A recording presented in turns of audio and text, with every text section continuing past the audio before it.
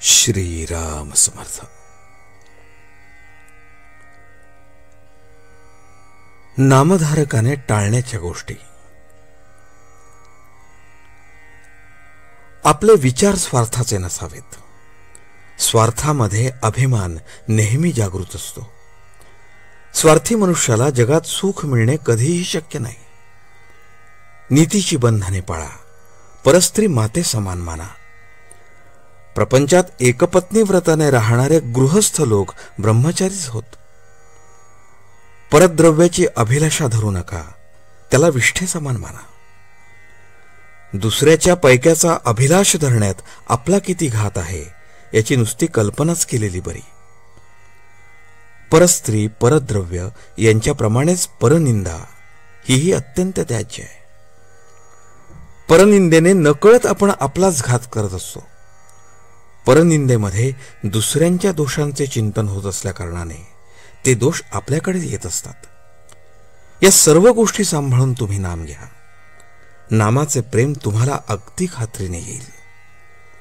हे सर्व करत असताना तुमचे आई वडील, बायको मुले यांच्या बाबतीत असलेले कर्तव्य करायला चुकू नका आणि त्या कर्तव्यात आसक्ती राहू देऊ नका.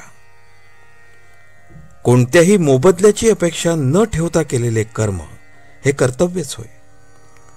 ते कर्तव्य सांभाळून नीतिधर्माने वागून आपला प्रपंच करा आणि भगवंताचे स्मरण ठेवा. मग तुमचा प्रपंचच परमार्थ रूप बनून भगवंताचे प्रेम तुम्हाला मिळेल हा माझा भरवसा तुम्ही बाळगा. प्रपंच हा मिठासारखा आहे. भाकरीत मीठ किती घालायचे असते तर अगदी थोडे, फक्त चवीपुरते. परंतु आपण मिठाची भाकरी करतो आणि त्यात परमार्थाचे चिमूटभर पीठ टाकतो.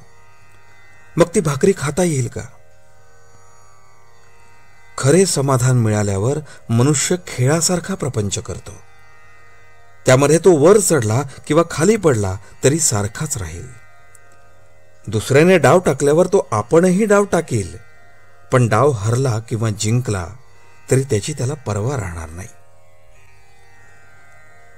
प्रपंचात अनेक वस्तू आहेत, पण भगवंताजवळ एकच वस्तू आहे. प्रपंचात कितीही वस्तू आणल्या तरी त्या पुऱ्या पडत नाहीत, कारण एका वस्तूच्या आणण्यामध्येच दुसऱ्या वस्तूच्या आणण्याचे बीज आहे. पण भगवंताचे तसे नाही. भगवंताची वस्तू एकदा आणली की पुन्हा ती आणायला नको. समजा एका दुकानात पुष्कळ माल भरलेला आहे, पण आपल्याला पाहिजे ती वस्तू तिथे नाही, म्हणजे आपल्या दृष्टीने तिथे काहीच नाही. त्याचप्रमाणे सर्व प्रकारच्या मानसिक शक्ती असून तिथे भगवंत नसेल तर त्या असून नसून सारख्याच समजाव्यात. परमात्म्याला प्रपंचरूप बनवण्याऐवजी आपण प्रपंचाला परमात्मरूप बनवावा. यातच जन्माचे सार्थक आहे.